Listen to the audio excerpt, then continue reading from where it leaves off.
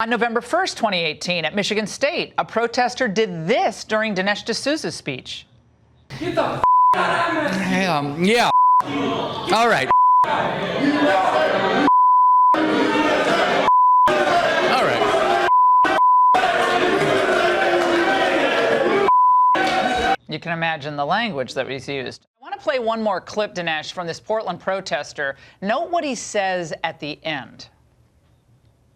I stand for the civil rights of everybody. Oh, you say that, but last time you were here on campus, quite a few trans people got assaulted by people that came to your speech last time you were here on campus. I don't believe I've ever spoken on campus. Oh, have you not? I don't think so. Weird. That's so weird. I wonder what gave me that source. Oh, yeah, I just made it up, because I can make if I want. Dinesh, he admits he just made up the accusations.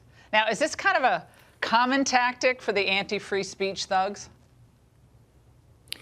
Well, first of all, it's important to realize that the level of repression of speech on campus now is new. I've been speaking on the campus for 25 years. We've had episodic cases like this, but it has now become systematic. The last 4 events I did, Dartmouth College, Michigan State, American University, Stanford, disruptions at every single event of varying types, but all aimed at intimidating the conservative students and shutting down, if possible, the event.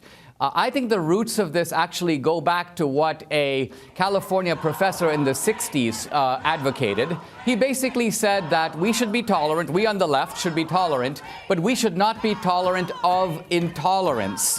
And so what the left is doing here is using this kind of idea that they're fighting intolerance, except that they're fighting conservatism, they're fighting Republican values, and they're taking on people who are not advocating intolerance, but just advocating a different point of view. Now, that's a great point, because if you're fighting against Hitler, then you, by all means, any means necessary, defeat Hitler. If conservatism, Donald Trump, is Hitler, then you can just take them all out.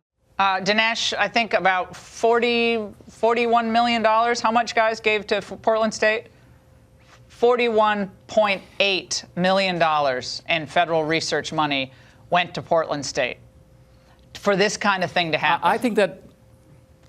I think that Trump's step is an important first step, but it's only the beginning. I mean, as this stuff escalates, when you have Antifa violence in places like Berkeley, let's remember Berkeley is a state university. It's fully accountable to the First Amendment. And the First Amendment is not less valuable than, say, the 14th Amendment, which protects civil rights. So if I were Trump, I would consider, in extreme circumstances, sending in the National Guard, because sending in force to protect basic constitutional rights is actually an appropriate use of force. I also think conservatives should not back down in the face of these threats. A few years ago, Condoleezza Rice was offered a graduation slot, I believe at Rutgers University. There was a ruckus on campus, and she graciously withdrew, ladylike, basically saying, I don't want to speak if they don't want me to speak. But the problem with that kind of surrender is it makes it impossible for that kind of event to occur in the future.